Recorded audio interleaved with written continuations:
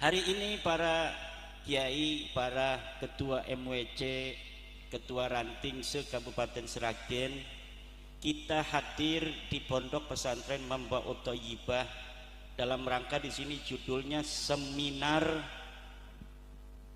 bedah tesis terputusnya nasab Habaib Ba'alwi oleh saya. Sebenarnya bapak-bapak kan sudah baca, sudah sering juga di YouTube bahwa klan keluarga Ba'alwi yang ada di Yaman, Hadramaut, yang pada tahun 1800 sampai 1900 pindah ke Indonesia, mengaku dirinya sebagai keturunan daripada Kanjeng Nabi Muhammad Shallallahu Alaihi Wasallam. Dari mulai mereka datang mengaku, ini tidak ada interupsi dari kiai-kiai Indonesia, dihusnudoni saja bahwa mereka ngaku turunan Nabi. Yo monggo kita husnudon saja mereka turunan Nabi. Tapi ketika akhir-akhirnya ada hal-hal yang aneh dari keluarga mereka, di mana ada sebuah jauh panggang daripada api dari pengakuan mereka sebagai keturunan Kanjeng Nabi dengan akhlak-akhlak yang ditunjukkan, dengan doktrin-doktrin yang ditampilkan. Ada yang ngaku lagi ceramah sebagai saya ini cucunya Rasulullah, dalam tubuh saya mengalir darahnya Rasulullah. Ada lagi yang menghina-hina ulama. Ada lagi penceramah mereka mengatakan, kiai, kalau kiai ini menikahi Habibah perempuan mereka, maka itu kiai tae. Nah ini naudzubillahi min. Ada lagi yang ngomong, kalau umpamanya ini pengasuh pesantren Ba'alwi ini yang ngomong, kalau kiai sudah pintar, santri sudah pintar, sudah pintar ngaji, jangan sampai merasa dirinya ini sama dengan kabaib. Kalau misalnya kiai merasa dirinya dengan ilmunya derajatnya sama dengan kabaib, maka ini kiai yang tidak akan mendapat syafaat dari Kanjeng Nabi Muhammad Sallallahu Alaihi Wasallam. Nah, dari berbagai macam itu, apalagi tentang ngaku-ngaku sejarah, pembelokan makam yang tadinya KRT Sumodiningrat kok jadi orang binnya bin Yahya, Pangeran Diponegoro jadi Bakbud. Lah orang Jogja asli kok jadi Bakbud, ini piye? Jadi aneh gitu. Kemudian katanya NU didirikan oleh Hasyim bin Yahya. Padahal dalam sejarah kita yang saksi hidupnya masih ada videonya, Mbah As'ad Syamsul Arifin. Itu tidak ada cerita-cerita bahwa NU didirikan oleh Habib-Habib, itu tidak ada. Yang ada Mbah Hasyim Asy'ari minta petunjuk kepada gurunya Mbah Khalil Bangkalan.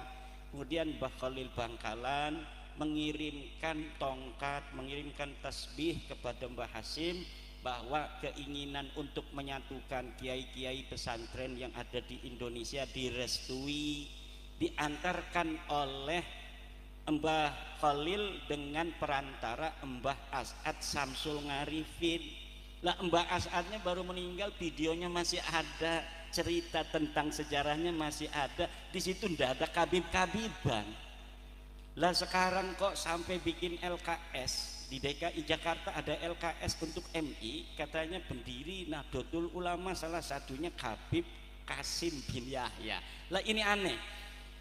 Banyak lagi. Ini tadinya video ini akan kita bisa tahu bagaimana pandangan mereka sih sebenarnya, sikap mereka terhadap Nahdlatul Ulama, sikap-sikap mereka yang tidak diketahui oleh orang-orang tua kita di pondok-pondok pesantren. Karena orang tua kita jarang lihat YouTube, orang tua kita jarang juga kan diundang oleh masyarakat ngadiri acara maulidan, karena orang tua kita sibuk ngajarin santri, jadi jarang mendengarkan kabib-kabib ceramah di luar. Kalau misalnya diundang ke pondoknya ya pasti ceramahnya yang normatif. Tapi kalau kita lihat di YouTube itu ada yang ngomong kakinya kiai, kakinya Habib, sendalnya Habib itu lebih mulia daripada kepalanya kiai yang pakai sorban. Inilah bapak-bapak yang membuat saya itu jadi kok kayaknya bukan cucu Nabi dah yang begini. Nggak bakal cucu Nabi begini. Ada lagi mereka yang menghina Mbah Hasyim luar biasa, seperti tadi ada dari ketua PWI bilang ada golongan mereka menghina Mbah Hasyim itu luar biasa, menghina NU ini luar biasa. Tapi orang-orang tua kita banyak yang nggak ngerti. Kenapa? Orang tua kita jarang kayak kita. Orang tua kita itu jarang lihat HP, lihat megangnya tasbih. Hebatan orang tua kita jadi aman otaknya. Kalau kita liatin YouTube jadi kita tahu orang-orang jahat. Kalau orang-orang tua kita itu lihatnya Al-Quran, habis ngaji Quran di rumah, kemudian ngajar ngaji di majlis. Habis ngajar ngaji di majlis, megangnya tasbih. Allah, Allah, Allah, Allah. Nggak megang-megang HP. Paling megang HP juga nggak ada YouTube-nya, nggak ada WhatsApp-nya, yang bisa ngebel aja. Betul nggak? Lah, inilah jadi masih ada orang-orang tua kita yang belum tahu adanya fenomena-fenomena di tengah-tengah warga NU. Ini warga NU doang yang kena. Kalau saudara-saudara kita di Muhammadiyah itu nggak bakal kena doktrin Habib itu. Mereka nggak percaya mereka turunan Nabi dari dulu. Yang bahaya itu kita warga NU, karena warga NU percaya dari awal mereka turunan Nabi. Kalau Muhammadiyah, Al-Irsyad wa akhwatuha itu ndak bakal kena apa-apa. Paling mereka senyum-senyum lihat video-video Mi'raj 70 kali. Emang dari dulu gua kagak percaya sama lu. Tapi kita sekarang warga NU ini, saya ngomong petang-petong begitu nerocos itu banyak juga yang ngomong naon eta Cina eta. Yang dari Sunda ngomong itu. Ngomong opo? Kata orang Jawa. Bahkan ada yang nganggap sesat segala macam. Ini Pak, saya dapat manuskrip, dapat Kutubung Qayyimah, ada kitabnya di abad 6 bahwa nasab mereka palsu. Ini buktinya, banyak kitab-kitabnya. Nggak percaya itu. Kan ada di dalam Al-Quran, lam yakunil ladzina kafaru min ahlil kitabi wal musyrikina munfakkina hatta ta'tiyahumul bayyinah pun munfakin, enggak berhenti Rasulun minallahi yatslu suhufan mutahharah. Padahal sudah ada utusan yang bacain kitab suhufan mutahharah. Kalau sekarang memanuskrip gitu, tetap aja nggak percaya. Wa ma tafarraqal ladzina utul kitaba illa min ba'di ma ja'atuhumul bayyinah. Akhirnya yang bisa baca-baca kitab juga itu berbeda-beda pendapat. Dengan adanya tesis saya ini, yang bisa baca kitab pun berbeda-beda pendapat. Kenapa berbeda-beda pendapat? Karena ada kitab yang menerangkan mereka nyambung. Kitab apa itu? Kitab setelah mereka mengaku, yang ditulis oleh mereka sendiri. Namanya kitab Al-Burqatul Musyiqah. Jadi di abad 9 Hijriah mereka ngaku turunan Nabi, bikin kitab. Saya nama Ali, bapak saya bin Abu Bakar bin Abdurrahman bin Muhammad Maulad Dawilah bin Ali Sahibid Darak bin Alwi bin Al-Ghayyur bin Faqih Muqaddam bin Ali bin Muhammad Sahib Birbat bin Ali Qoli Qosam bin Alwi bin Muhammad bin Alwi bin Ubed ini kemudian disambungin kepada keluarga Nabi, katanya bin Ahmad bin Isa. Luhur mereka namanya Ubed. Ubednya Ubed bin Isa saja, nggak ada Ahmadnya. Luhur mereka itu Ubed bin Isa bin Alwi. Ada yang mirip, Ahmad bin Isa, Alwinya ditaruh di belakang. Jadi Alwi bin Ubed bin Ahmad bin Isa bin Muhammad An-Naqib, kemudian bin Ali Al-Uraidi bin Ja'far Shadiq bin Muhammad Al-Baqir bin Ali Zainal Abidin bin Husain bin Fatimah binti Nabi Muhammad. Ini silsilah mardudun la yuqbalu, silsilah yang ditolak tidak bisa diterima. Kenapa ini silsilah kabib-kabib kepada Nabi ditolak, tidak bisa diterima? Karena silsilah yang ada di kitab mereka itu namanya khobar, berita. Berita itu mahtamala sidqa wal kadhibah, sesuatu yang mungkin saja benar, mungkin saja salah. Kalau misalnya berita itu wafaqal haqqo fahada yuqbalu, kalau berita itu sesuai dengan kebenaran kenyataan, maka ini diterima. Ada berita ma khalafal haqqo fahada yuraddu, berita yang tidak sesuai dengan kebenaran, ini harus ditolak. Ada lagi ma la yu'rafu muwafaqatuhu wala mukhalafatuhu al haqqo hada yutawaqqafu, ada berita yang tidak bisa diverifikasi kebenaran dan kesalahannya, maka ini harus ditangguhkan. Kalau nasabah alwi masuknya ini bukan dia la yu'rafu muwafaqatuhu wala mukhalafatuhu, masuknya sudah ma khalafal haqqo, sesuatu yang bertentangan dengan kenyataan, sesuatu yang bertentangan dengan kebenaran. Kata ulama, berita yang ma khalafal haqqo hadza yuraddu, ini harus ditolak. Bertentangan dengan kebenaran dari mana? Bertentangan dengan 4 kebenaran. Kebenaran pertama, nasabah alwi bertentangan dengan kebenaran kesimpulan ilmiah kajian pustaka kitab-kitab nasab dari abad ke-4 sampai abad 9. Bertentangan semua. Kan ini Ahmad bin Isa yang di Cangkok ini adanya di abad ke-4 Hijriah. Adanya di abad 4 Hijriah. Dia hidup abad ke-3, meninggal abad ke-4. Maka untuk memverifikasinya kita ambil kitab abad ke-3 dan abad ke-4. Kitabnya ada. Kitab sejarah-sejarah Ahmad bin Isa, anaknya berapa ada. Abad ke-3, ke-4, ke-5, ke-6, ke-7, ke-8, ke-9. Saya kumpulkan semua dalam teori sejarah namanya heuristik. Apabila kita ingin meneliti sebuah peristiwa sejarah, maka harus kita lakukan pertama itu heuristik, mengumpulkan seluruh bahan-bahan sumber-sumber sejarah yang berkaitan dengan peristiwa sejarah itu. Karena mereka mengaku di abad 9 Hijriah, namanya Ali As-Sakron.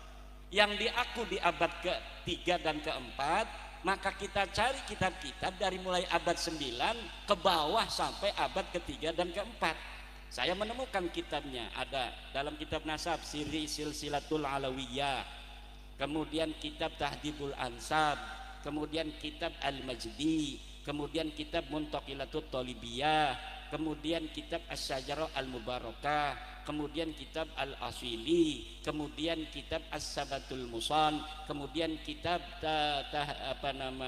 Ibnu Inabah, kemudian kitab An-Nabhah Al-Ambariyah. Itu kitab-kitab nasab. Kemudian kitab-kitab sejarah kita cari juga. Sejak abad ke-3 apakah sudah ada kitab sejarah yang ditulis?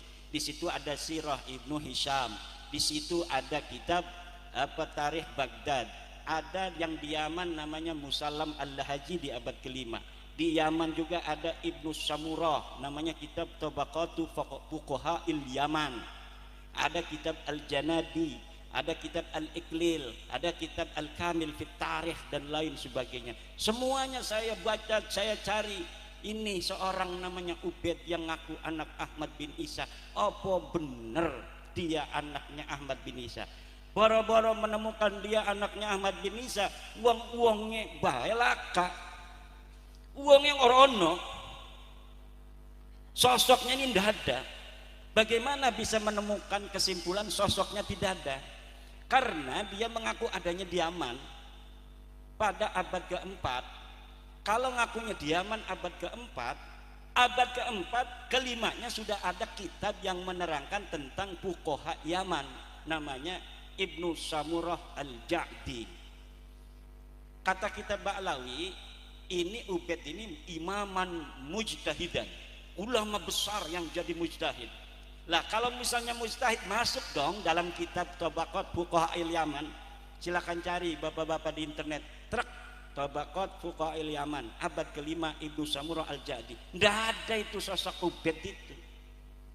Kemudian katanya dia punya cucu namanya Muhammad Shahib Mirbat.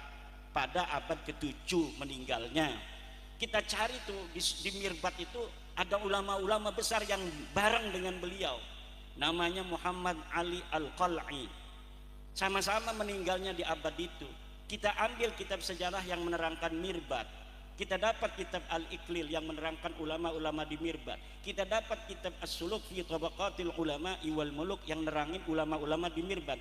Yang lain disebutin Muhammad Shahib Mirbat ini tidak disebutin. Katanya dia gurunya guru, ulama di Mirbat semua muridnya dia. Tapi kenapa murid-muridnya ada, dianya kagak ada? Karena memang itu hanya nulis-nulis saja.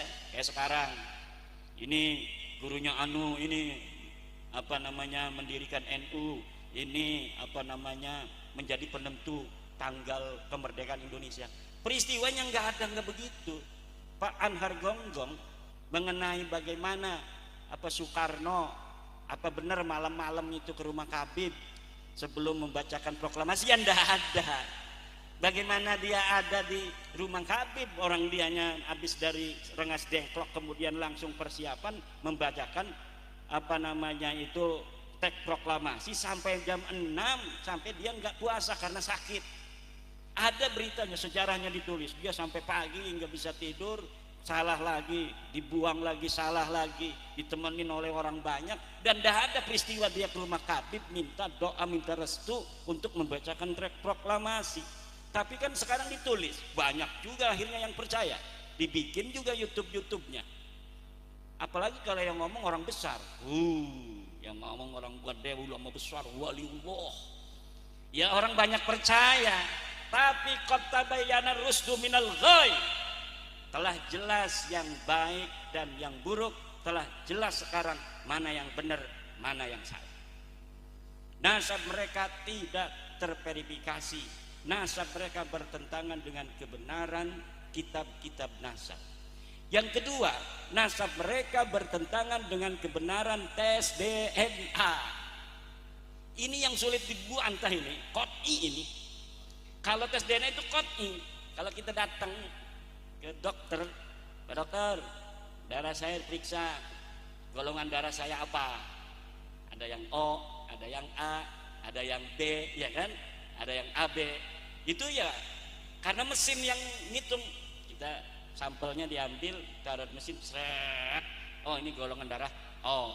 Begitu juga tentang tes DNA, diambil sampelnya bisa dari rambut, bisa dari darah, bisa dari ludah.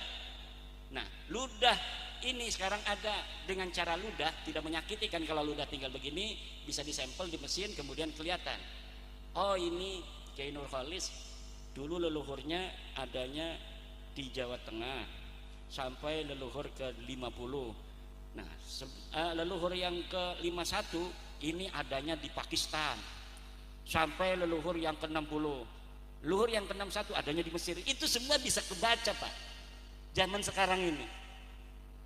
Dan mereka ini sudah tes DNA, tes DNA-nya hasilnya mereka bukan keturunan Nabi. Dari haplogroup ada haplotype, ada haplogroup. Haplogroup itu dari Nabi Adam kemudian punya anak, itu masih satu paling ya. Nanti kalau punya keturunan yang lebih banyak ada mutasi genetik, nanti ada B, C, D gitu. Nanti kalau mutasi lagi keturunan Nabi Hud, Nabi Daud, Nabi Anu berbeda misalnya. Ini sudah ada G sampai sekarang ini belum berubah. Dia bukan turunan Nabi Ibrahim, dia bersaudara di Nabi Nuh. G ini saudara di Nabi Nuh. Nanti Nabi Nuh punya keturunan. Ini haplogrupnya bermutasi dari IJK menjadi J1. Dari J1 sampai sekarang belum bermutasi Nabi Ibrahim. Nabi Ibrahim yang J1 sampai sekarang keturunan garis lakinya sama semua haplogrupnya.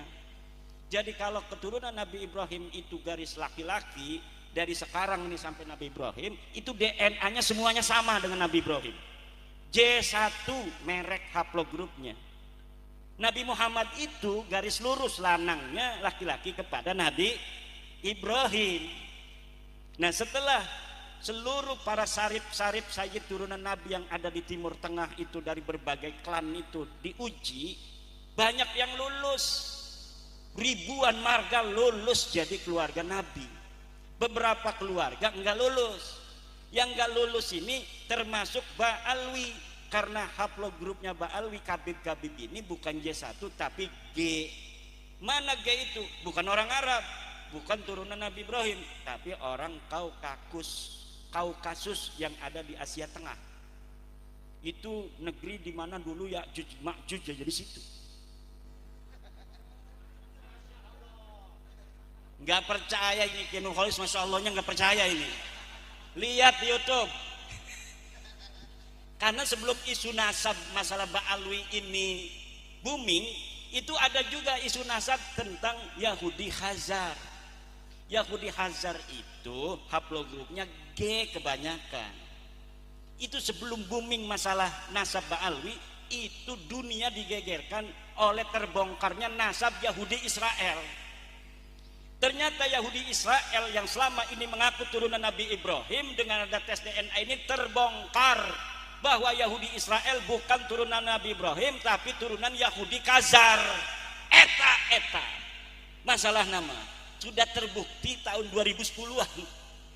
Itu orang-orang Yahudi yang sekarang mengaku dia ada di Palestina ini sebagai keturunan Ibrahim. Saya kembali ke tanah Palestina karena Palestina ini adalah tanah kami, tanah leluhur kami, Nabi Ibrahim alaihissalam. Setelah dites DNA, itu orang-orang Israel, DNA-nya G. Karena dia keturunan Yahudi Khazar, turunan Yahudi yang bukan turunan Nabi Ibrahim. Asalnya dari kerajaan Kaukasia Khazaria yang sekarang itu Tajikistan, Turkmenistan, sekitaran itu Turki segala macam itu kebanyakan haplogrupnya G.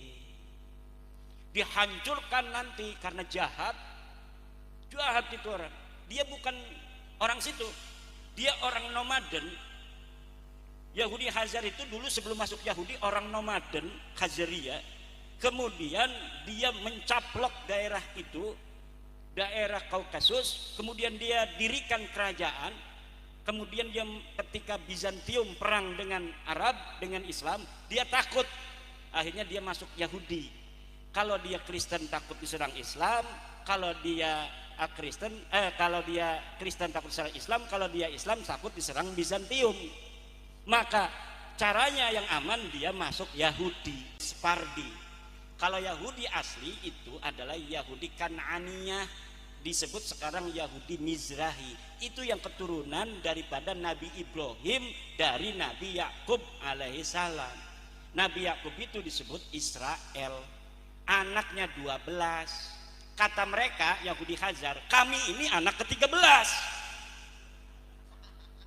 Coba lihat di buku-buku sejarah, Yahudi keturunan 13. Itu dulu dipercaya aja husnudzon. Orang percaya bahwa Nabi Yakub punya anak ke-13 yang tidak diketahui. Tapi pas tes DNA sekarang mah itu udah kebongkar semua. Nah itu terjadi 2010-an tuh di dunia pendidikan, di dunia ilmiah itu sudah ketahuan. Tiba-tiba di tahun 2002, 2003 di Indonesia booming juga masalah nasab. Saya nggak ngerti ilmu DNA. Ya saya ngomongnya hanya nasab. Tapi sekarang dari Badan Riset dan Inovasi Nasional kan sudah buka suara bahwa setelah diteliti dia masuk ke family tree DNA sudah didapatkan 180 orang kabib kabas. Mesin itu ya kalau namanya mesin tes COVID itu banyak orang nggak percaya dulunya. Sampai polisi diomong bohong, katanya polisi bohong. Sampai polisinya aja yang ada yang nggak percaya itu. Saya punya teman polisi nggak percaya COVID. Kenapa? Ya otaknya dia belum bisa nerima. Masa iya katanya orang bisa kena COVID begitu langsung mati segala macam. Tapi ternyata ilmu pengetahuan memang tidak bisa dilaut. Saya ini orang nggak mau vaksin, nggak mau juga swab. Saya pernah diundang Kiai Maruf Amin untuk khotbah. Anaknya ngebel, Katanya suruh abah, suruh khotbah, nggak mau kata saya. Kenapa? Nanti suruh apa namanya di swab, saya nggak berani swab. Nggak mau saya di swab. Nggak katanya, kenapa nggak berani? Nanti kalau saya positif, santri saya suruh pulang semua kata saya, sama polisi.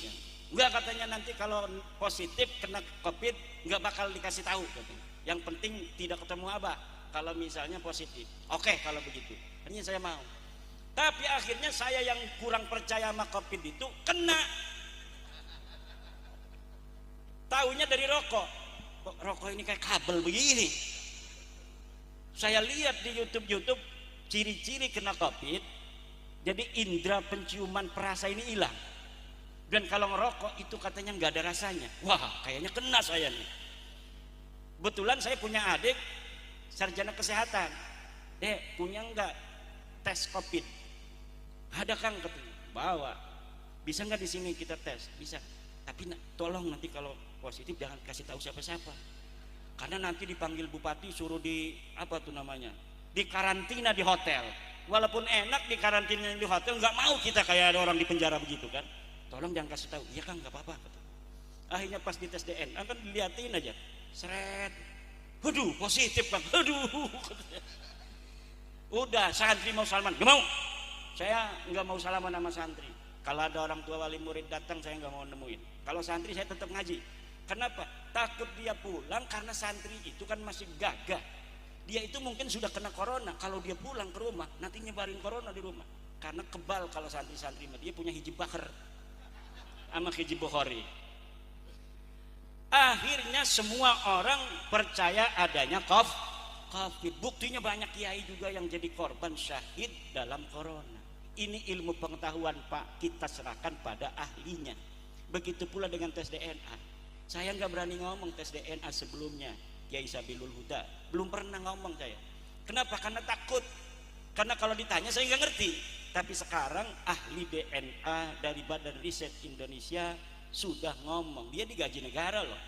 Bahwa saya telusuri di dalam family tree DNA dan situs-situs jasa DNA yang lain, para kabib-kabib Baklawi ini mustahil keturunan Nabi besar Muhammad sallallahu alaihi wasallam. Pakai bahasanya tal, nasabnya ditolak, nasabnya adalah terputus. Tidak ada mustahil, nggak ada. Tapi tes DNA berani itu para pakar-pakar DNA karena mereka mah ilmu pengetahuan sains yang empiris yang dapat dibuktikan. Maka mereka berani ngomong bukan hanya batilun mardudun munqatiun, tapi mustahilun bi annahum min abna'i Rasulillahi Muhammadin sallallahu alaihi wasallam. Mustahil mereka itu cucu Nabi, anak turunan Kanjeng Nabi Muhammad sallallahu alaihi wasallam. Udah kalau apa namanya itu tes DNA pakarnya udah ngomong, sebenarnya udah selesai. Tinggal mau nerima apa tidak. Mau tobat apa? 550 tahun. Satu apa namanya Masehi, Nabi Isa lahir. Nabi Isa wafat 37 Masehi. Umur 37 wafat. Wafat menurut versi Kristen ini ya. Kemudian dia disebut oleh Paulus sebagai anaknya Allah. Bin Allah. Itu berlangsung 550 tahun sampai 571 Masehi. Nabi Muhammad dilahirkan menjadi utusan untuk mengatakan bahwa Nabi Isa bukan anaknya Allah. Itu 550 tahun Pak. Sama dengan nasabnya Balwi ini. Mereka ngaku 895, sekarang 2024, 550 tahun kurang lebih. Hitung pakai kalkulator. Gak mungkin bisa kebohongan itu lebih dari 550 tahun.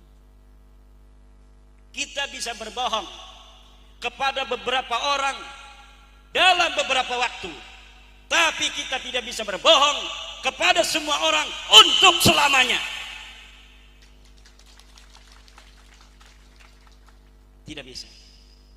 Pasti Allah bikin sebuah skenario agar kebohongan itu terbongkar. Pasti. Dan ini alhamdulillahnya kita ini terutama saya sama orang Sragen yang mau menerima. Yang tidak mau menerima ya tidak apa-apa. Orang Nabi Muhammad ngomong bahwa Nabi Isa itu bukan anak Allah, sampai sekarang masih banyak yang percaya kok. Betul enggak? Biasa-biasa aja Pak. Jadi kalau sekarang ini jangan kita berharap semua orang kemudian akan berpindah pengetahuannya, keyakinannya seperti kita. Jangan, masing-masing aja. Lakum dinukum waliyadin, jangan waladhalin. Ada lakum dinukum waladhalin. Ini sholat nggak berhenti-berhenti. Amin lagi, amin lagi. Kata Yai Ma'ruf, lakum partai hukum walana partayuna. Lakum capres hukum walana capresuna. Kalau yang mau ngakui tetap ya silakan saja. Ustadz Idrus Romli, Ustadz Lutfi Basori, Ustadz Wapi, Ustadz Jenny, silakan aja terus saja. Kan ada konsekuensinya. Paling dikasih mintain duit buat maulidan. Ya enggak? Didawil paling juga. Konsekuensi biasa-biasa saja. Jadi kita berbeda itu biasa. Yang enggak biasa, kalau ada yang enggak percaya jangan marah, itu aja. Gimana? Kalau kita enggak percaya ada Rasulullah minallahi yatslu suhufan mutahharah, ya jangan marah. Seperti sekarang ini toleransi. Orang yang enggak percaya Nabi Isa anaknya Allah, monggo. Yang masih percaya, monggo. Lakum dinukum waliyadi. Lah kita yang sudah tercerahkan, kita yang sudah lihat kitabnya langsung, bisa dibeli Pak kitabnya itu, As-Sajar Al-Mubarakah. Sekarang sudah dicetak di Iran dan kita bisa pesan melalui Shopee. Apa aja sekarang bisa melalui Shopee, kalau dulu nggak bisa. Mbah Hasyim Asy'ari nggak baca kitab-kitab nasab Pak.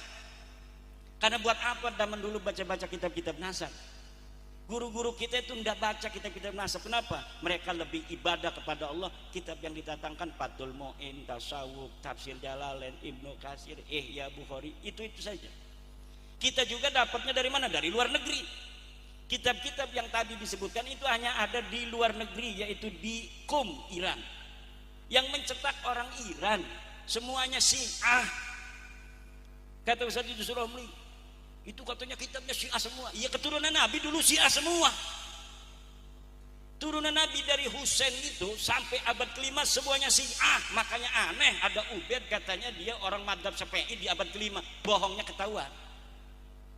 Karena seluruh turunan Nabi dari jalur Husain semuanya adalah mereka jadi imam-imamnya. Mereka jadi pemimpin-pemimpin Syiah. Bagaimana kita mengetahui kitab-kitab nasab kalau bukan mereka yang nulis? Yang nulis mereka, orang-orang Syiah. Abad ke-6 baru dari Ahli Sunnah wal Jamaah, namanya Imam Fakhruddin Ar-Razi, mengarang. Itu walaupun dia Ahli Sunnah, tetapi dia adalah muhibbu ahlil bait. Dia pecinta ahli baitnya Nabi. Makanya dia mencatat seluruh keturunan ahli baitnya Nabi. Itu mulai dari situ ada orang-orang ahli sunnah yang menulis nasab para keturunan Nabi. Tapi di abad ke-5 sampai abad ke-3 semua yang nulis orang Syiah. Tuh Syiah asli itu. Yang ada di Yaman itu Syiah aslinya ada di Son'a.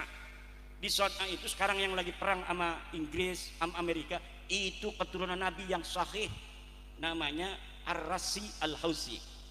Jadi dulu pemimpin seluruh orang Yaman namanya Ar-Rasi, Qasim Ar-Rasi. Dia penguasa di Yaman, turunan Nabi dari jalur Husain. Kemudian berketurunan sampai sekarang. Ya kalau ada perang di depan, itu orang-orang Hausi sekarang yang menguasai Yaman. Kalau perang di depan, kalau Ba'alawi nggak ada di dalam ceritanya itu. Dia perang, seluruh perang di Yaman nggak ada beritanya dia ikut perang. Tapi setelah perang nanti nulis. Ini keluarga Al-Qatiri perang dengan keluarga Al-Kuwaiti, yang menjadi penengahnya, pendamainya adalah Al-Habib Anu bin Anu. Begitu nulisnya. Padahal tidak ada yang begitu-begitu. Itu bisa dibuktikan di dalam kitab-kitab sejarah Yaman. Nah kalau orang Jawa, sekarang aja kita kakak perang, betul nggak?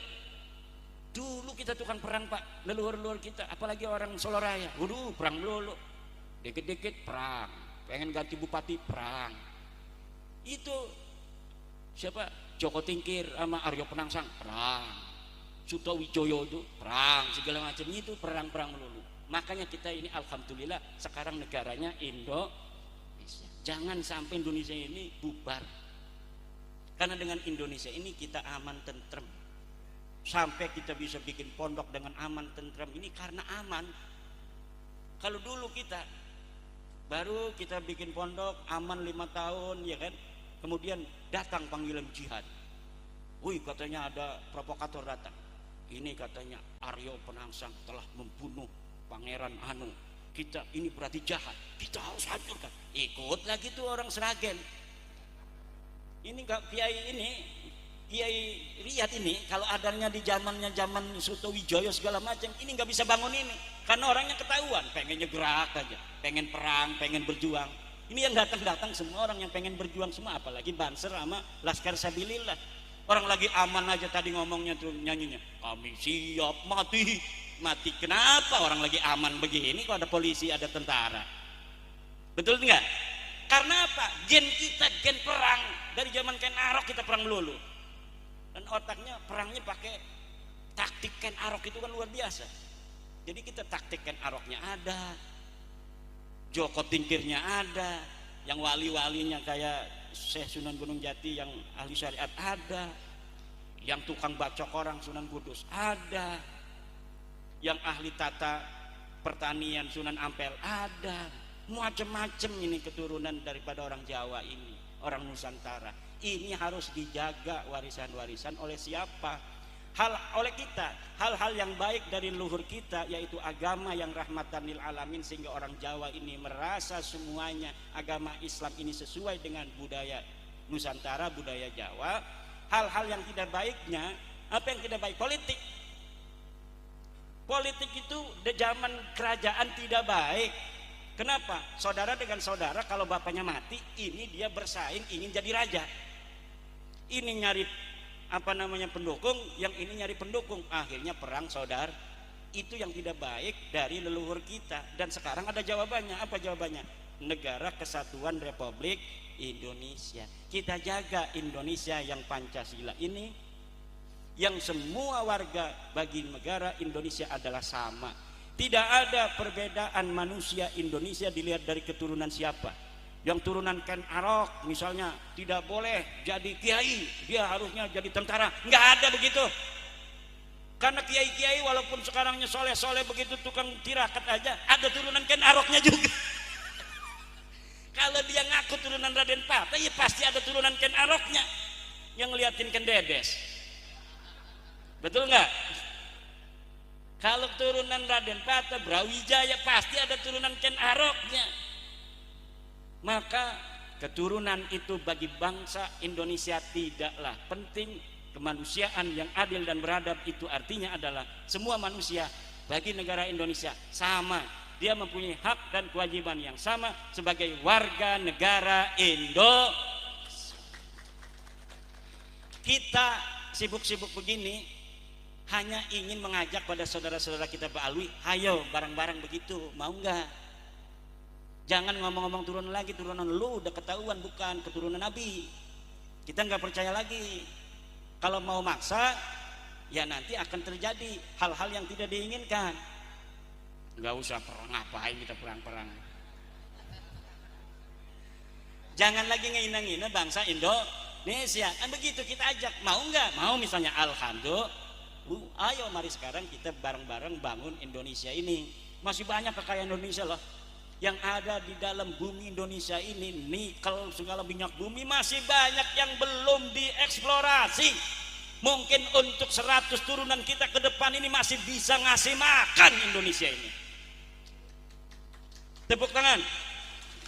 Gimana ini? Tepuk tangan ragu-ragu begitu. Dia mikirnya mati dia. Tuh 100 turunan saya masih hidup, nggak bakal turunan kita. Ini yang ada di dalam tanah Indonesia ini Pak, ini kaya raya, ini negeri surga. Indonesia ini negeri surga. Jangankan daratnya, lautannya itu banyak minyak. Bahan dari untuk membuat apa namanya nuklir itu ada di Indonesia. Kalau orang Indonesia bikin nuklir gampang, kita nggak perlu bahan dari luar, dari dalam negeri Indonesia ada. Minyak kalau hanya untuk memenuhi kebutuhan masyarakat Indonesia saja udah cukup. Padi kita makan cukup. Seragen kurang, banyak tuh di Banten tuh sawah, bisa dikirim ke Seragen. Kalau misalnya kurang, di Kerawang paling banyak itu sawah, sampai ada peraturan tidak boleh membangun bangunan di sawah, dan sangat apa namanya dipersulit kalau jual sawah itu di daerah Kerawang. Itu dalam rangka ketahanan pangan. Untuk apa? Untuk menjawab demografi penduduk Indonesia yang semakin bertambah. Tetapi insya Allah kita yakin Indonesia penduduknya berapapun, tanah kesuburan Indonesia ini akan mampu untuk memberikan oleh Allah makan untuk seluruh bangsa Indonesia. Kalau ada bangsa lain yang mau ikut sini silahkan, monggo, sesuai dengan peraturan Negara Kesatuan Republik Indonesia yang sudah menjadi warga negara Indonesia. Tetapi yuk bareng-bareng kita menjaga tenggang rasa, saling harga menghargai, hormat menghormati. Itu saja, betul tidak? Tidak ada kebencian kita pada siapapun. Yang ada selama ini kita dibohongi, yang selama kita direndahkan. Kalau ada yang masih mau direndahkan, monggo. Tapi saya dan siapa yang bersama saya nggak mau lagi direndahin, karena ternyata nasab kita lebih bagus daripada nasab ente. Ente banggain nasab, ternyata nasab aneh lebih hebat dari nasab ente.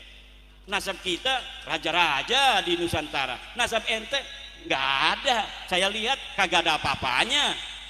Mi'raj 70 kali bohong, nggak terbukti. Katanya mustahid, kagak ada. Lah keluarga saya ada yang menjadi Sayyidu Ulama'il Hijaz, Syekh Nawawi Tenara, ratusan buku dikarang. Orang Indonesia siapa yang ada di Jogja, Solo, leluhurnya bisa bikin Candi Borobudur, Candi Prambanan, Candi Saujan apa itu, Candi Cetok dan lain sebagainya. Itu susah tuh bikin begitu tuh. Kiai Riyad jangan sembarangan tuh. Kiai Riyad bisa bikinnya musola begitu doang, dari batu dong kayak leluhur kita. Mana ukirannya tuh? Nggak ada. Kita sekarang kalah sama leluhur kita. Leluhur kita ini luar biasa, bukan hanya raja tapi dia ahli pahat-pahatan. Kita bukan mahatin batu-batu supaya indah, cuma ngejaga saja Borobudur sampai ada yang ngebom tahun 80-an tuh. Walau kita agama sudah berbeda, kita sekarang agamanya Islam, dapat hidayah dari Allah, tapi warisan leluhur tetap harus dijaga sebagai bukti kebesaran daripada leluhur kita bangsa Nusantara. Kita tinggal bikin, leluhur aneh bikin Borobudur, leluhur ente bikin apa coba? Kagak ada. Coba lihat di sana, paling makam-makam palsu.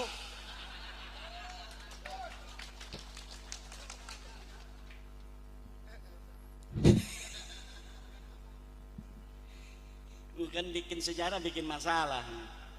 Tapi sekarang alhamdulillah sudah banyak yang sadar. Sekarang makam Sunan Ampel itu yang dirubah-rubah secara apa namanya itu, secara cagar budaya. Sekarang mulai orang-orang Surabayanya ada respon. Lah kalau orang Banten yang ngerespon, ya walaupun masih ada ikatan keluarga dengan Sunan Ampel, kejauhan bos. Ongkosnya aja itu mahal bos ke sana, apalagi pakai Dexlite. Iya aja kalau Avanza. Coba orang Surabaya sekarang mulai, orang Surabaya ini katanya kenapa ada kabin-kabin dimakamin di sini. Dulu kagak ada. Ini foto tahun 80, ini foto tahun 60. Itu sudah mulai itu orang-orang Surabaya apa membikin teori bukti sejaman. Ini kan teori bukti sejaman memverifikasi sejarah. Kalaupun sejarah hari ini dirubah begitu rupa, tapi masih ada bukti sejaman bos. Ini foto tahun 60. Tidak ada ini makam Mbak Lawi di sini. Kenapa sekarang ada? Palsu. Ini bisa ditanyakan. Kalau misalnya kita ikuti metodologi sejarah, makam Sunan Bonang di ring 1, Sunan Bonang di ring satunya diider-iderin oleh Balawi. Itu dari mana zaman Sunan Bonang udah ada Balawi? Kalau ini makam Sunan Bonang, pasti di sekitarnya itu orang yang dimakamkan pada saat yang sama atau setelah Sunan Bonang beberapa waktu. Dan itu abad 15 bos. Baklawi ke sini abad 18 19, kenapa sekarang ada makam di situ?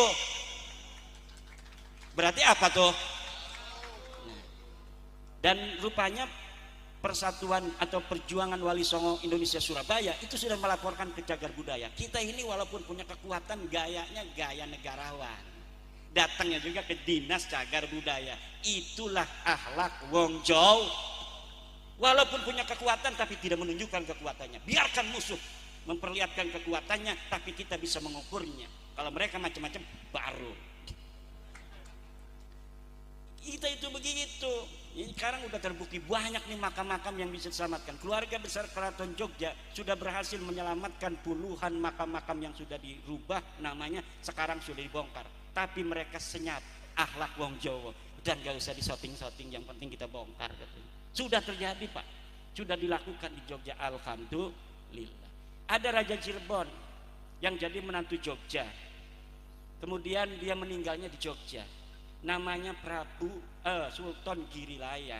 Sekarang jadi Qodi bin Yahya. Kok rubah ini leluhur kita namanya Sultan Girilaya, menantu daripada Sultan Mataram, kok sekarang jadi Qodi bin Yahya. Ini opo? Kenapa bisa begini? Akhirnya sekarang alhamdulillah sudah dirubah lagi. Alhamdulillah.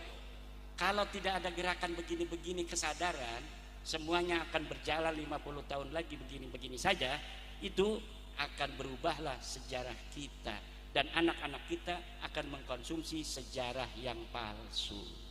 Na'udzubillah. Dah, mungkin akan kita kembangkan nanti di dalam pertanyaan-pertanyaan, baik yang bertanya tentang nasab ataupun tentang sejarah-sejarah, monggo-monggo baik. Nanti kalau saya tidak bisa jawab, ada Kiai Nurholis, ada Kiai Riyad yang jawab. Ada dari Gus Nuril PGN, Kiai Syafi'i. Ini kisah ini kayak Baklawi nih. Jangan-jangan ini. Coba. Sementara wallahu wal muwaffiq ila aqwamit thoriq. Assalamualaikum warahmatullahi wabarakatuh. Ini bisa udah? Udah bisa belum? Belum ya? Alhamdulillah, begitu cerah kaki kita sedoyo pemaparan beliau Kiai Haji Madudin, dan merupakan suatu kehormatan yang luar biasa. Pada siang ini kita diberi pencerahan tentang keilmuan nasab yang selama ini mungkin bagi teman-teman Kiai NU masih awam, tapi konteks ini semoga tertancap menjadi hidayah buat kita semua untuk membawa arah syiar kita semua kepada yang posisi Ahlussunnah wal Jamaah yang sebenarnya. Dumateng para hadirin sedayanipun, niki mangke wau pilih usai ini pun acara jam 12. Mila niki tasih wonten kisaran 45 menit. Monggo saking para kiai ingkang badhe caos pitakonan mangke fa insyaallah menawi wonten kesempatan untuk beberapa pertanyaan saged kita kondisiaken. Salajengipun wekdal saha papan kawula sumanggaken dumateng para kiai beserta wontenipun seminar wonten ing siang punika. Sumangga ingkang badhe kagungan pitakonan kangge panjenenganipun Kiai Imam. Sumangga. Sinten? Tiga rumiyin ngoten nggih. Halo.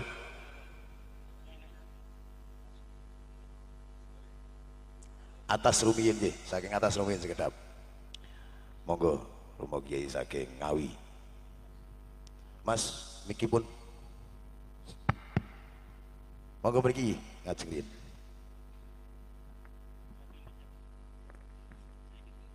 Assalamualaikum warahmatullahi wabarakatuh. Sayyidina Al-Mukarram Mas Syarif Kiai Haji Madudin. Ini yang bertanya ya. Ini sulapan dari alam gaib. Kami mempermasalahkan beberapa masalah yang kami belum tahu sebelumnya. Satu, bahwa di Jawa ini pengembangan agama Islam disebarkan oleh Ittifaqul Ulama Wali Songo. Padahal Wali Songo itu secara geografis kan tidak bersamaan. Siapakah yang menemukan wali songo, lalu ada wali 10 dan 11 atau tidak. Kemudian yang kedua tentang konsep Ba'alawi yang kita mantap dari ceramah beliau bahwa Ba'alawi adalah keturunan Yahudi. Itu berarti menempatkan sesuatu pada tempatnya, di mana kita juga punya tokoh Ba'alawi, tokoh Yahudi bukan Ba'alawi, tokoh Yahudi yang hebat yaitu Abdullah bin Salam yang pada waktu itu Abdullah bin Sabah yang pada waktu itu langsung menjadi pengikut Rasulullah Shallallahu Alaihi Wasallam, yang sehingga asumsi kita terhadap habaib setelah kita tahu bahwa mereka bukan dzurriyyah Rasul tapi mengaku, kita tidak mau diikut-ikutkan. Kalau toh kita berbicara man idda'a nasaban ila ghairi abi falyatabawa maq'adahu minan nar, itu kan urusan yang mengaku.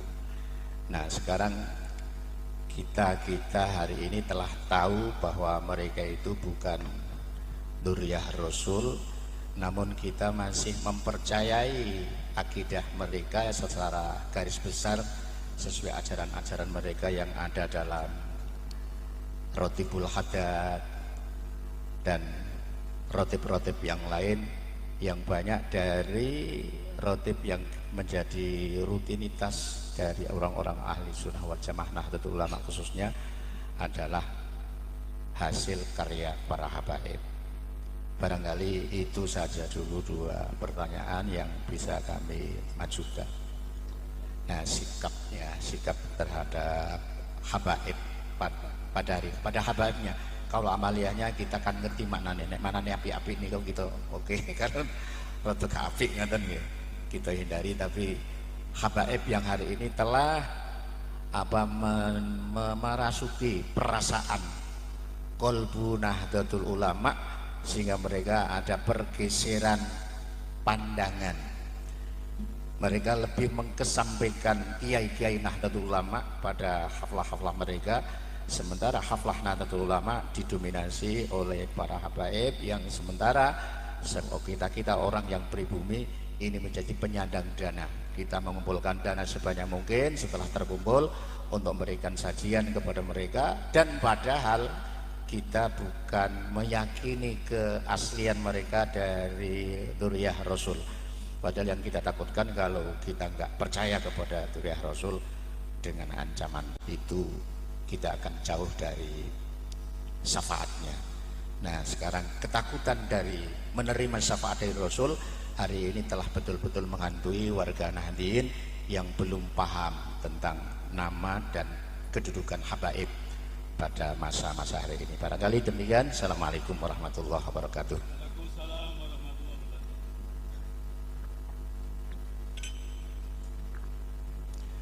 Salajengipun monggo nggih. Saking pundi? Sebut asmanipun, Pak. Saya Abdul Rauf Samani dari Sambung Macan. Mohon pencerahan Bapak Kiai Haji Dr. Imaduddin Usman Al-Bantani.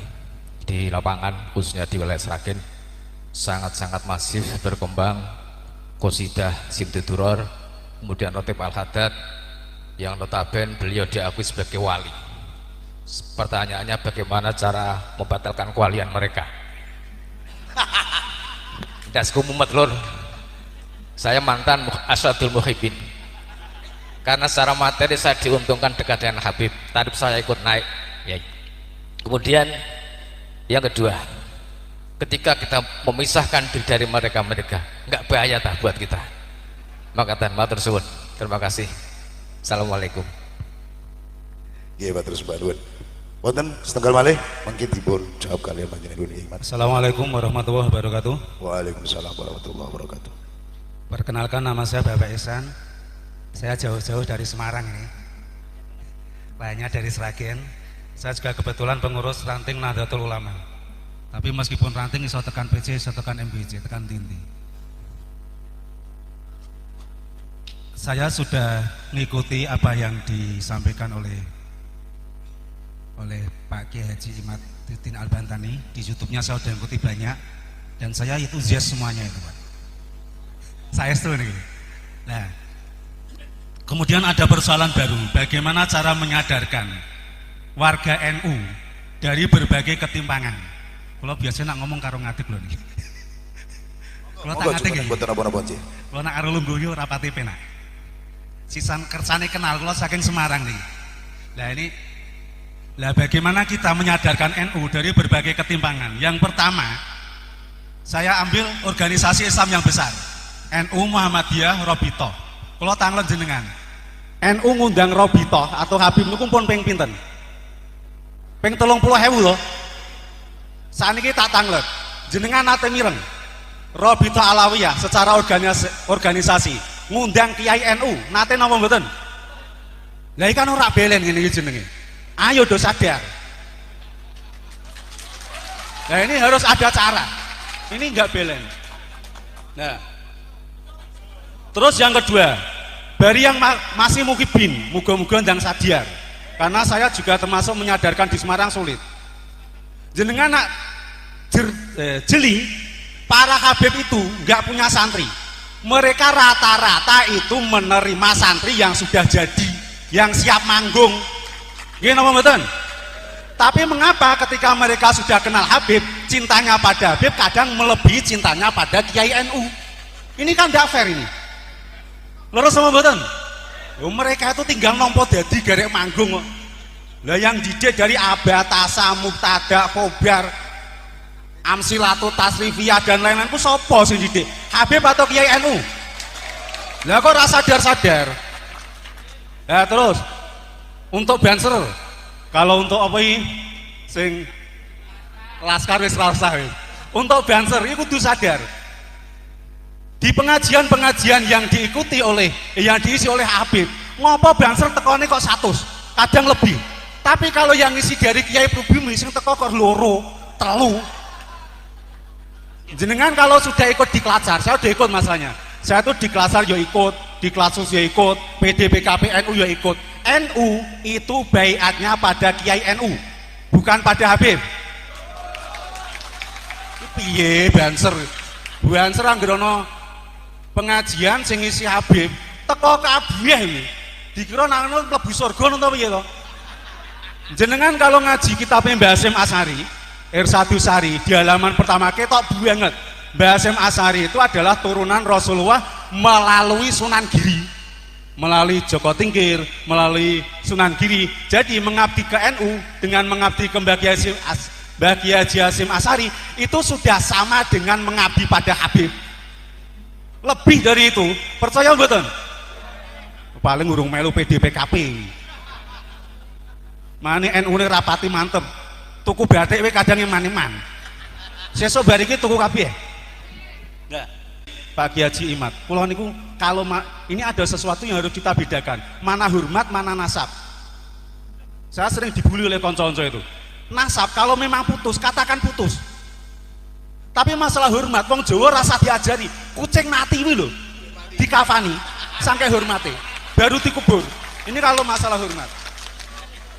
Lho tenan, kucing mati, iku mesti dikafani baru dikubur. Sangke hormate. Kok malah karo kiai lho.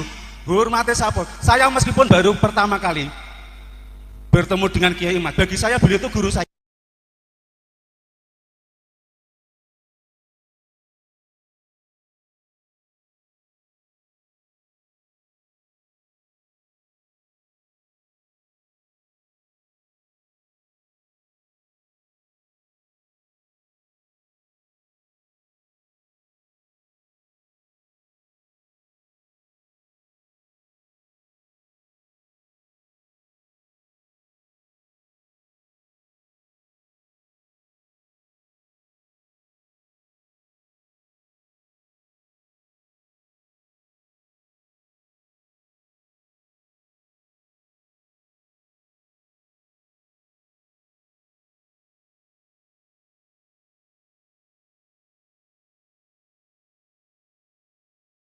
Waalaikumsalam warahmatullahi wabarakatuh. Niki saya Pak Ihsan iki testimoni. Dadi kaki penyemangat kita sedoyo. Yo sewu Imat menika saking pertanyaan saking Ngawi. Bahasanya Jawa menika penyambung Islam Wali Songo. Siapakah yang menemukan Wali Songo, dan ada ritme yang Wali Songo, Wali 10 dan yang lain-lain ini mungkin masih melalui proses pengkajian yang mendalam. Sebab Wali Songo niku namung identitas wali yang berjumlah 9, bukan pada masa angkatan keberapa.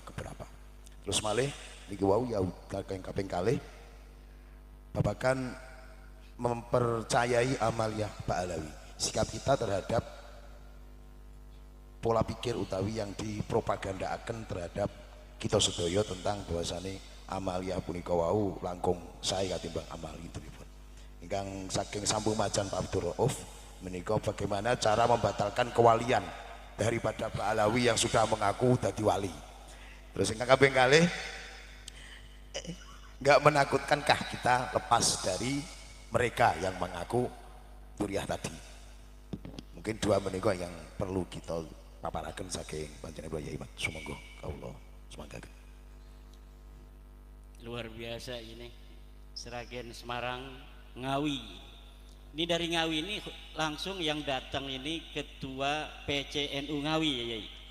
Suriah PCNU Ngawi, Suriahnya langsung. Masya Allah. Pimpinan tertinggi NU Kabupaten Ngawi.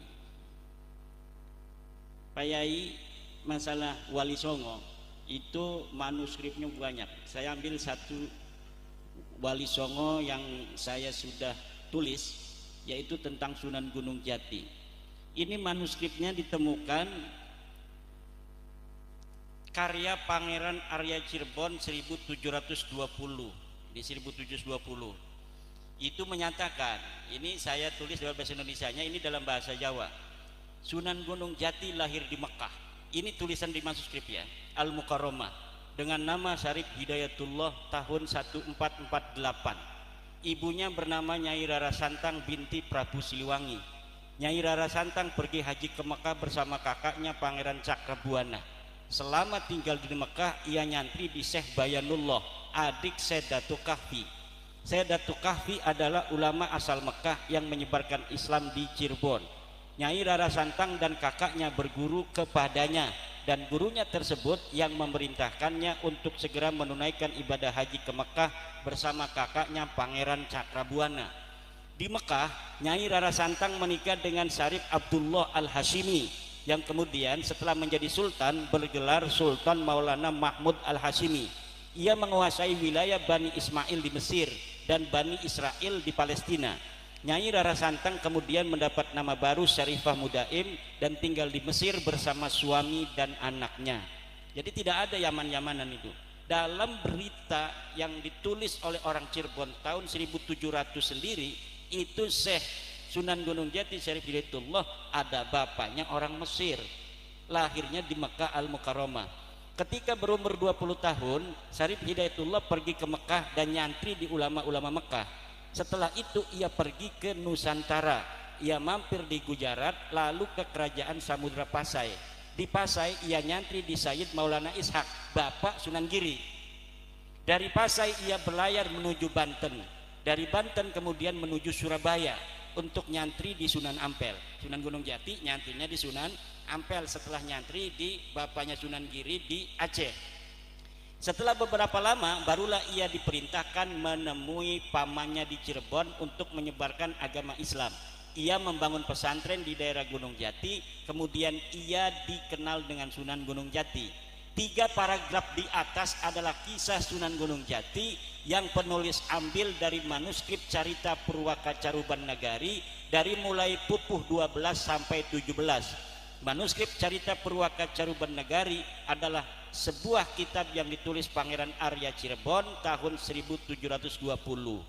Manuskrip itu tercantum salah satu versi silsilah Sunan Gunung Jati. Nah, silsilah Sunan Gunung Jati sendiri ini sudah ditemukan manuskripnya. Ada manuskrip Bangkalan 1624. Ini yang tertua sementara yang ditemukan di Bangkalan, manuskrip tentang silsilah Sunan Gunung Jati ke Syekh Jumadil Kubro. Kemudian yang kedua manuskrip Tapal Kuda tahun 1650. Kemudian mengatakan juga bahwa Sunan Gunung Jati adalah keturunan Syekh Jumadil Kubro. Kemudian manuskrip Pamekasan tahun 1700. Manuskrip Syekh Hasan Muhyi 1787. Asal usul Kesultanan Cirebon 1809.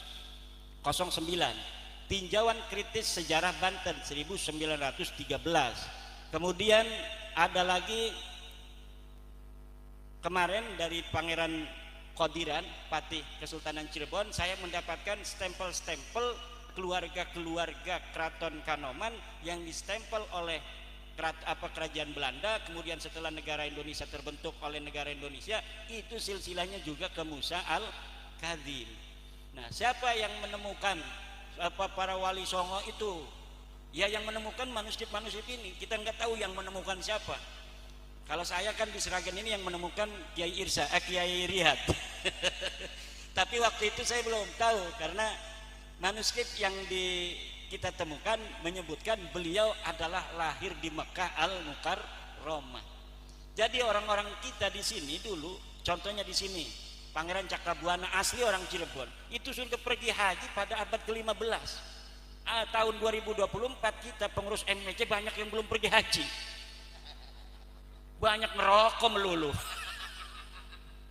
Lah orang-orang kita itu sudah pergi haji pada abad 15 dengan kendaraan pesawat yang tidak seperti sekarang. Dulu masih adanya kapal air.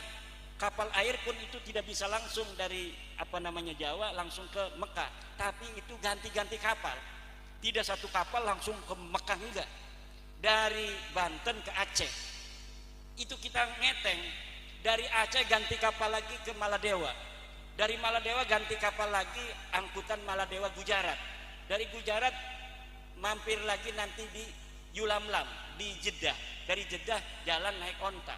Di situ kita pernah baca sebuah sejarah perjalanan haji. Orang-orang Jawa pada zaman dulu itu kalau bayar onta lebih dari yang seharusnya. Karena dulu itu setiap orang bayar onta itu ada bayar untuk tukang onta dan ada bayar langsung untuk raja. Jadi pajaknya langsung. Misalnya ini Rp1.000 untuk tukang onta, Rp2.000 untuk raja. Itu jadi pajaknya itu dipungut per orang untuk raja itu dulu. Kan raja keren, nggak usah atas nama raja, udah pokoknya bayar haji sekian. Itu pajaknya yang ngatur kan pemerintah, tidak langsung atas nama raja. Kalau dulu yang ngatur diaturnya, ini buat tukang delman, ini buat raja, ini buat onta, ini buat raja. Jadi bayarnya 2 kali lipat, 1 buat kendaraannya, 1 buat rajanya. Itu ada kitabnya itu. Orang Jawa kalau dia itu pergi haji bayarnya lebih dari yang seharusnya. Kenapa? Kaya raya kita itu. Orang yang pergi haji itu kaya raya. Nulis kitab, 1 kitab aja kalau mau mondok. Dulu orang mondok itu nggak bisa orang miskin. Kenapa? Mahal kitabnya. Kitabnya nggak ada di percetakan. Kitabnya itu harus nulis dulu. Misalnya ada kiai tukang nulis saja kerjanya. Itu kita bayar. Anak saya mau mondok kepada Kiai Joko Tingkir. Kitabnya Kitab Fathul Mu'in. Berapa Pak Kiai? 50 juta. Itu bayar 50 juta, nanti dibikinin sama kiai kampung tuh, kemudian baru kitabnya jadi mondok di Joko Tingkir. Dulu raja-raja, anak raja-raja di Jawa Barat, di Banten itu mondoknya pada Joko Tingkir. Orang Solo Raya. Jadi ilmu Banten tuh ilmu Solo Raya. Ada seorang raja di Sumedang Larang, Prabu Gesanulun, seorang Sayyid, Ja'far namanya aslinya. Itu mondoknya di Joko Tingkir, ketemu dengan anak daripada Raja Demak, mondok juga perempuan, cinlok, cinta lokasi, tapi kasih tak sampai, karena ini harus jadi raja di Sumedang, akhirnya dikawinin dengan orang Sumedang. Nah ini dikawinin dengan Raja Cirebon, Giri Layat tadi tuh, yang juga punya istri anak Raja Mataram. Kemudian pas jadi raja Sumedang kan soan tuh ke Cirebon, ketemu sama itu tuh, sama mantan dia waktu pesantren itu sampai sekarang ada novelnya itu, ada novel kisah cinta Nyai Harisbaya judulnya itu. Lah itu kemudian cinta bersemi kembali ketika ada raja datang ke Cirebon. Wah, kamu sekarang jadi istrinya Sultan Girilaya. Sultan Girilaya? Iya katanya. Gimana? Katanya istrinya kebanyakan, saya nggak digilir-gilir katanya. Akhirnya kemudian sama anak buah Prabu Gesan Ulun ini itu diculik. Istrinya itu diculik tuh, istrinya Sultan. Marah Sultan, kurang ajar ini, istri saya diculik ini. Kenapa dia nangis katanya nggak digilir-gilir begitu. Akhirnya kata Sultan, udah saya cerai, tapi nanti kawin ya. Iya dikawin. Apa ininya mas kawinnya? 1 kabupaten Majalengka.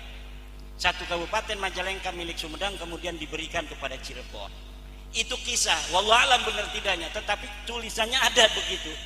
Ditulis dalam manuskrip kisah mondoknya orang-orang Jawa Barat ke Solo Raya ini. Jadi kalau sekarang saya ngajar ini ilmunya Solo Raya dibawa lagi ke Solo Raya. Kenapa? Karena Gesan Ulun riwayatnya kakek saya. Makanya itu saya baca novelnya, kurang ajar dibikin novel segala, malu-maluin. Itu orang sampai kisah para wali dibikin novel kisah cintanya itu. Karena kan itu dramatis sekali kan. Orang mondok bareng, kemudian cinta lokasi, kemudian ini dikawinin karena anak raja harus kawinin anak raja lagi, ini dikawinin dengan raja lagi, akhirnya ketemu sudah sama-sama punya pasangan, akhirnya cinta bersemi kembali. Itu akhirnya ada novelnya itu. Kata saya, ini jangan dibaca, haram ini hukumnya. Kenapa? Ya kita nggak enak kan ceritanya leluhur sendiri dibaca sendiri. Ya itu Kiai Ngawi ya. Ini jadi kita kalau siapa yang menemukan Wali Songo, ya kita menemukannya dari manuskrip-manuskrip. Bahkan Sunan Giri itu manuskripnya itu masih tahun 1500. Tentang Sunan Giri itu manuskripnya masih tahun 1500. Jadi manuskrip itu Pak, semakin tua itu semakin bisa dipercaya. Apalagi kalau manuskrip itu ditulis oleh orangnya. Dan ini kita lagi cari, belum menemukan Sunan Gunung Jati menulis kitab, kemudian kitabnya ada silsilah misalnya, ada sejarahnya, kemudian sampai sekarang ini belum ditemukan. Yang kita temukan baru 1624, itu pun bukan dari Cirebon tapi dari Bangkalan. Jadi mungkin dari Bangkalan ini orangnya rajin menulis bahwa saya ketemu Sunan Gunung Jati, dia adalah keturunan Syekh Jumadil Kubro, orang dilahirkan di Mekah, kemudian dia itu bapaknya orang Mesir, kemudian disimpannya rapi. Ini orang Madura, itu orang yang rajin nyimpen manuskrip. Alhamdulillah banyak dari Madura yang sekarang dibongkar. Nasab-nasab, manuskrip tentang nasab maksudnya, itu banyak ditemukan di Pamekasan, di Bangkalan, baik mengenai Sunan Giri, Sunan Ampel, maupun Sunan Gunung Jati yang begitu jauh, itu ditemukannya sampai di Bangkalan, sampai di Tapal Kuda. Alhamdulillah. Esake itu apa ya? Ya masih ada orang yang menyimpan itu. Kalau tidak ada pembanding. Tahun 1984 Baklawi mengklaim Sunan Gunung Jati itu adalah Baklawi. Itu tahun baru 1984. Dia nulis kitab namanya Samsul Dohiro, yang nulis namanya Alwi bin Tohir, mensarahi menghamisi Muhammadiyah apa Ali bin Tohir menghamisi kitab Samsul Dohiro karangan orang Yaman. Dikasih footnote, di footnote itu disebutkan seluruh wali songo keturunan Ba'alwi. Tahun berapa? 1984, baru beberapa puluh tahun yang lalu. Sebelumnya seperti kita lihat dalam manuskrip Bangkalan 1624, dia Syekh Jumadil Kubro. Syekh Jumadil Kubro itu siapa? Musa Al-Kadhim. Kalau Sunan Ngampel Sunan Giri itu ke Al-Jailani, turunan Syekh Abdul Qadir Al-Jailani. Kenapa orang Indonesia ini kebanyakan baca manaqib Syekh Abdul Qadir Jailani dari dulu? Kenapa hadaratnya wa ila hadrati sultanil auliya Syekh Abdul Qadir Jailani? Karena banyak dari orang Indonesia ini keturunan Syekh Abdul Qadir Jailani.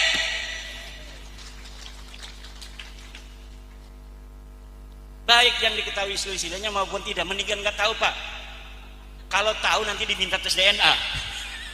Mau tes DNA?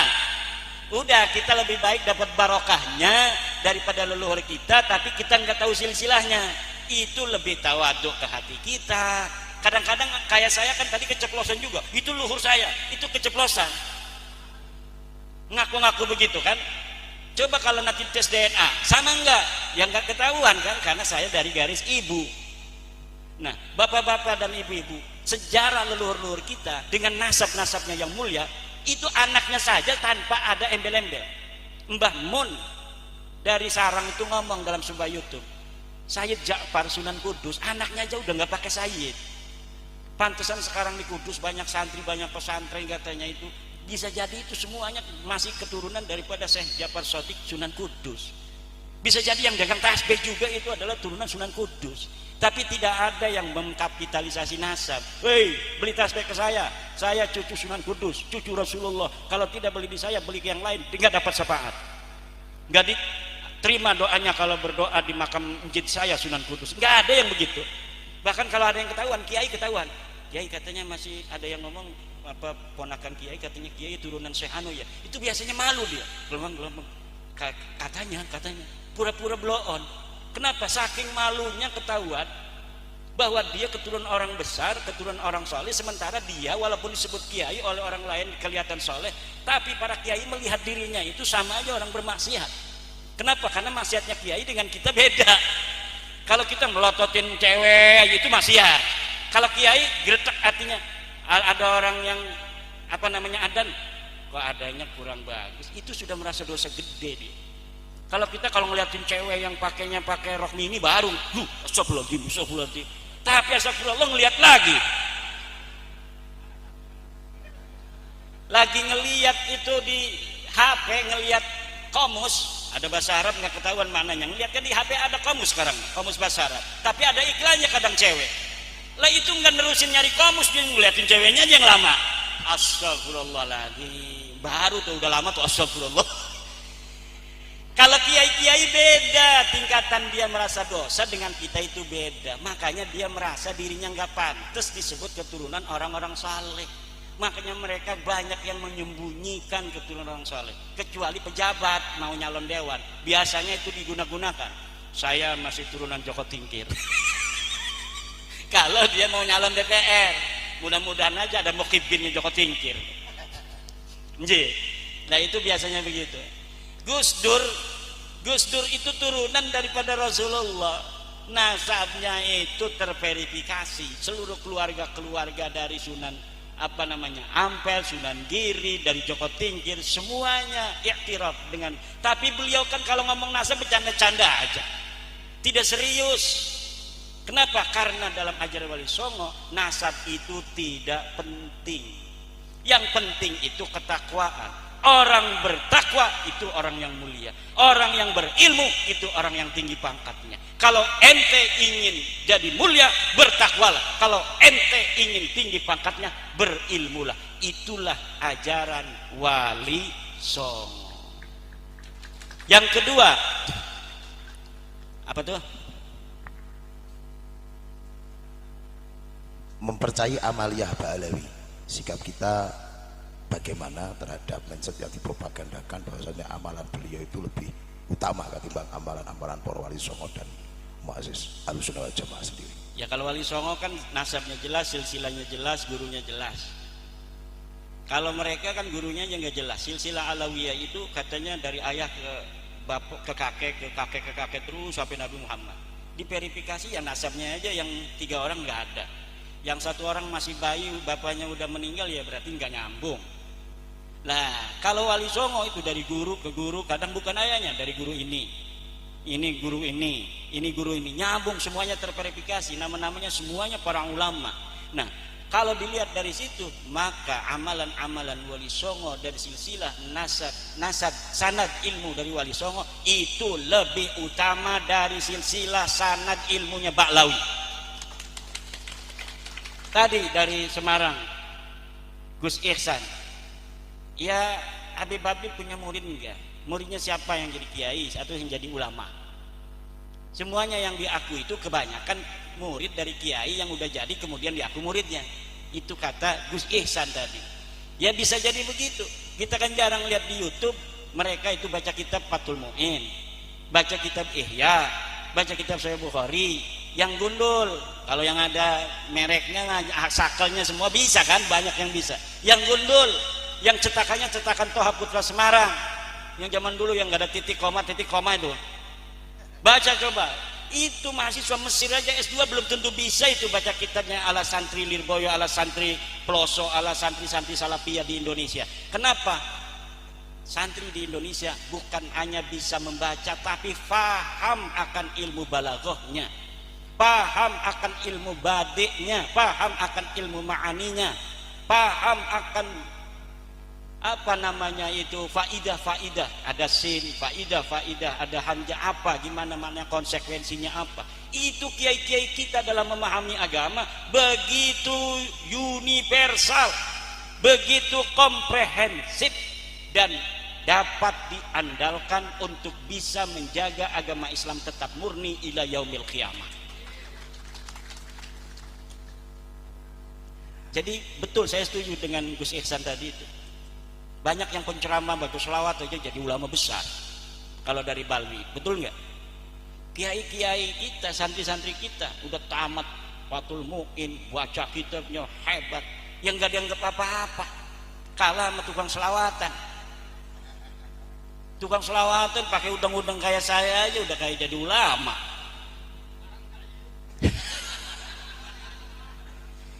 Baca Fathul Qorib kagak bisa, ada yang baca kitabnya dari kiri dulu, kan aneh itu. Baca Quran, coba baca Quran aja lah, baca Quran. Ada enggak misalnya dibaca Quran seperti santri-santri? Wa nunazzilu minal Qur'ani ma huwa shifaa'un wa rahmatun lil mu'minin wa la yazidudz zalimina illa khasara. Misalnya kayak kiai-kiai kita kan kalau baca buku Quran begitu. Pernah nggak dengar mereka itu ngegeriang-geriang ngaji Qurannya? Enggak, kalau nada Quran itu kalau masuk ke hati beda, bos. Ya kan? Cara baca Quran kalau sholat, coba ada yang siaran langsung tuh, Kabib yang siaran langsung, dengerin cara nada Qurannya bagaimana. Itu mirip dengan Quran apa yang begitu nadanya. Saya nggak ngomong ya, tapi dengerin, perhatikan. Ada siaran langsung seorang Kabib yang baca Fatihah dan baca Quran. Dengerin gaya baca begitu sebenarnya gaya apa? Bukan.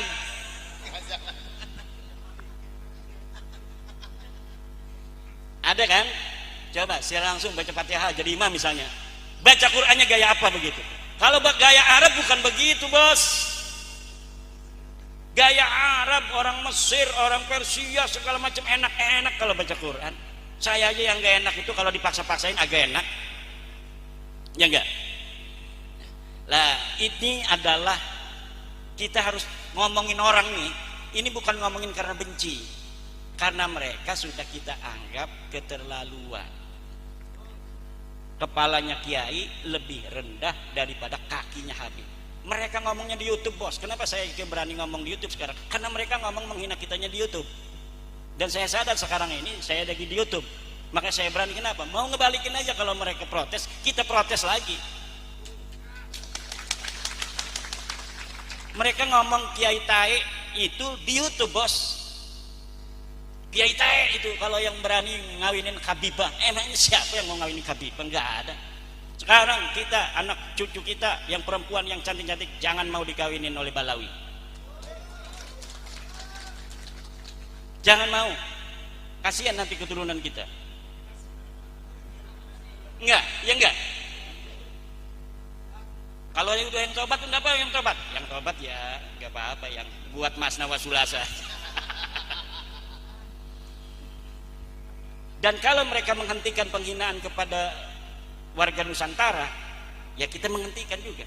Yang penting satu, nasab ente sudah putus. Jangan ngaku-ngaku turunan Nabi lagi.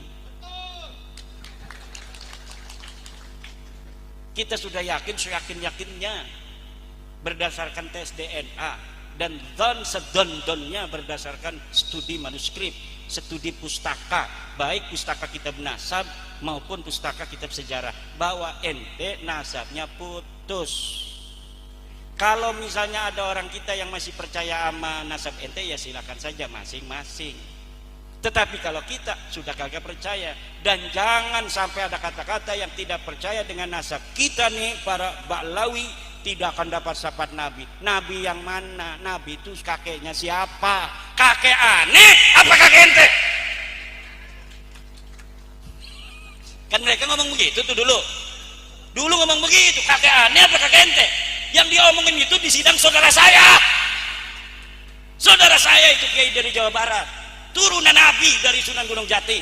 Dia ngomong begitu, makanya saya selalu ngomong itu, karena yang jadi saksi itu saudara saya. Ngomong dia suruh adzan segala macam, kayaknya diam-diam aja nggak tahu sejarah dia. Ya katanya.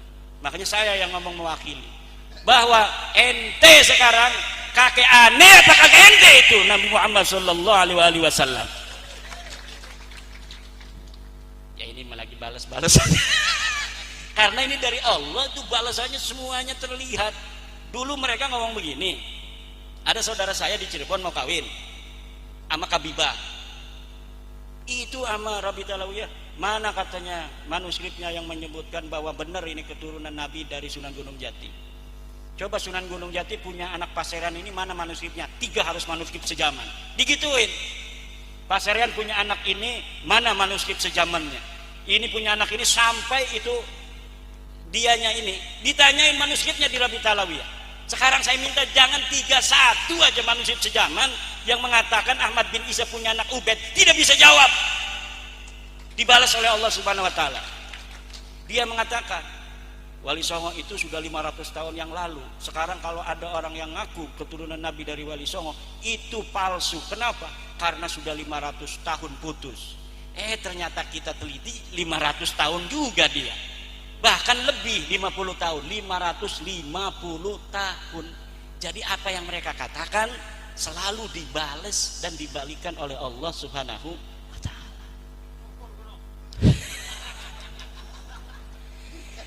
Ini saya juga aneh ini.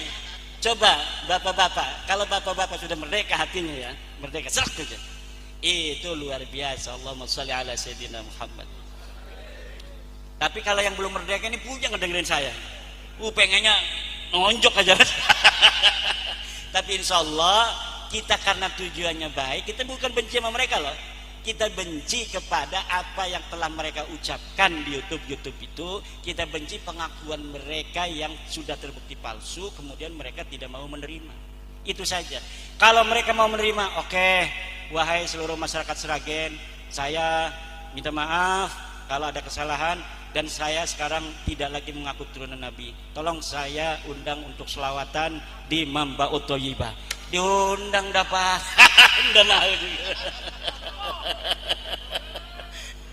Udah nggak ngaku lagi Kiai Riyad. Udah nggak ngaku lagi turun Nabi. Betul. Waduh, lebih gawat dari saya ini. Terus dari Kiai siapa? Dari Sabung Macan, Pak Abdul Rauf. Ini sambil guyonan aja. Iya, membatalkan kewalian yang diakui oleh Pak Alawi itu sendiri. Masya Allah. Caranya bagaimana ya? Terus emang tadinya sahih dia jadi wali, dibatalin segala itu. Wali itu kata para ulama-ulama, laulal ulama wa auliya makanatil auliya. Kalaulah ulama-ulama itu bukanlah waliullah, maka tidak ada waliullah. Bukan ulama ya, ibaratnya pakai laulal fuqaha'u awliya'an lillahi makanatil awliya. Kalaulah para ahli fikih yang ngaji Fathul Mu'in, Fathul Qarib itu bukan para wali, maka tidak ada para wali. Nah sekarang ini kan para wali itu yang macam-macam, gila-gila begini wali gitu. Yang rambutnya gondrong-gondrong dikit, bukan kayak KST, bukan. Yang gondrong-gondrong aneh-aneh wali. Padahal wali itu Kiai Riyad itu waliullah. Dari mana taunya? Dari santrinya yang ngaji kepada dia. Karena wali itu adalah ulama yang ngajarin ilmu. Cuma ini apa namanya, definisi wali itu bergeser. Kenapa bergeser? Kita bukan hanya dipengaruhi oleh ajaran Islam, tapi juga ajaran-ajaran non-Islam. Karena tradisi yang semacam wali-wali ini juga ada di agama-agama lain. Para pendeta-pendeta segala macam itu ada di agama lain sebelumnya yang diwakili orang suci. Coba orang gila di India itu, yang beragama Hindu India itu, kalau ada orang gila diem aja begini, disembah langsung. Saya pernah lihat di YouTube ada orang gila di pasar itu, dia diem aja nggak bergerak-gerak begini. Itu setiap orang yang lewat sujud dulu, ada lewat sujud lagi. Kenapa? Di agama lain pun ada tradisi yang seperti Indonesia, orang-orang suci yang disebut di Indonesia atau dalam agama Islam para wali. Sebenarnya definisi kewalian di Indonesia itu apa di dalam Islam itu sudah jelas di Al-Quran. La ala inna awliya Allah la khaufun alaihim walahum Ciri utamanya adalah tidak ada takut terhadap apa yang akan terjadi dan tidak ada sedih terhadap apa yang sudah terjadi. Kalau bapak-bapak di dalam hatinya ada misalnya habis ditipu orang 2 juta suruh beli kiswah Ka'bah, sudah terjadi, nggak pernah disedih-sedihin, ya udah aja itu sudah terjadi. Itu salah satu ciri wali. Kalau misalnya menghadapi sesuatu masalah di depan tidak pernah ada rasa takut, itu ciri-ciri wali. Kalau ada dua-duanya, i'lam annaka waliyun min auliyahi subhanahu wa ta'ala. Kalau kita tidak ada rasa sedih terhadap apa yang sudah terjadi, tidak ada rasa takut terhadap apa yang akan terjadi, maka ketahuilah bahwa Bapak sudah mempunyai ciri utama dari seorang wali, yaitu la khaufun alaihim walahum yahzan. Karena yang namanya hazan, adamul husni wa adamul khauf, itu fi'lul qalbi, itu tidak ada yang tahu. Yang tahu hanya kita dan Allah subhanahu. Kalau orang cuma nebak-nebak, orang yang bergaya atau di branding wali akhirnya jadi wali. Kiai Riyad kita bikin aja YouTube 5 bahwa karomahnya dia bisa terbang dari pohon ke pohon gitu. Pernah ada yang bercerita Mangkulan bin Fulan bahwa Kiai Riyad ini lama-lama Kiai Riyad ini banyak tamu kesini bukan mau naruh santri, mau minta air kesini. Bikin aja branding begitu. Sekarang wali-wali di YouTube itu banyaknya branding. Orang kita bisanya kayak Gus Samsudin doang tuh bikin brandingnya begitu, bikin setting-settingannya gampang ketahuan. Orang-orang lain bisa bikin setting menjual-jual keluarganya, kita ini nggak bisa. Orang sekelas yang sudah ngaji tamat Fathul Mu'in aja nggak bisa kita jual. Kadang-kadang mau muncul aja kita nggak ikut-ikut menyebarkan. Mereka itu orang yang mempunyai persatuan keluarga. Sedikit aja ada potensi, dikembangin, di branding. Makanya bagaimana cara membatalkan kewalian mereka? Nggak usah dibatalin, orang tadinya juga nggak sahih kok. Udah batal sendiri, orang nggak pernah sahih kok, gimana cara ngebatalinnya? Pokoknya sekarang kalau kita pengen dapat barokah, lihat orang yang ngaji Fathul Qorib di musola-musola kita yang ngaji tuh, yang ngajinya cuma 5, yang 2 ngantuk, yang 1 permisi.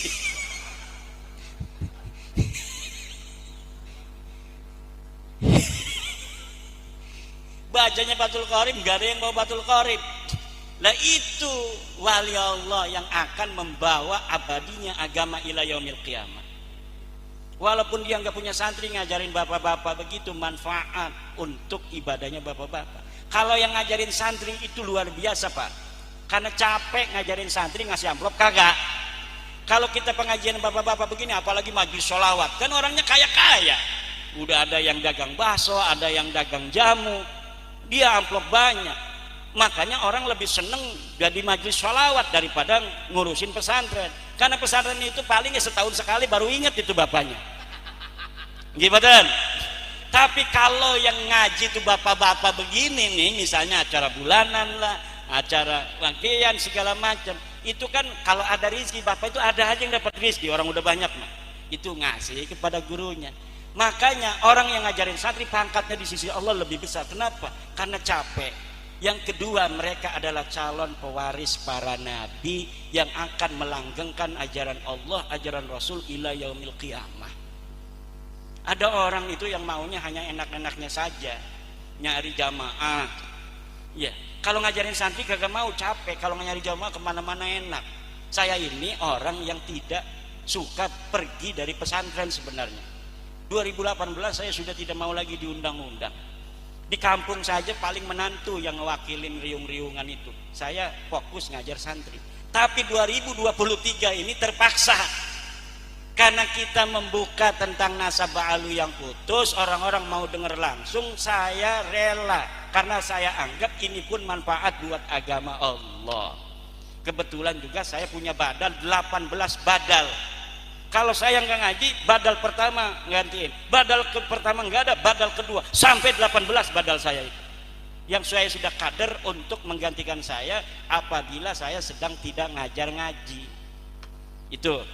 Ada lagi pertanyaan, ini bukan pertanyaan Ki Ihsan, ini adalah masukan yang luar biasa.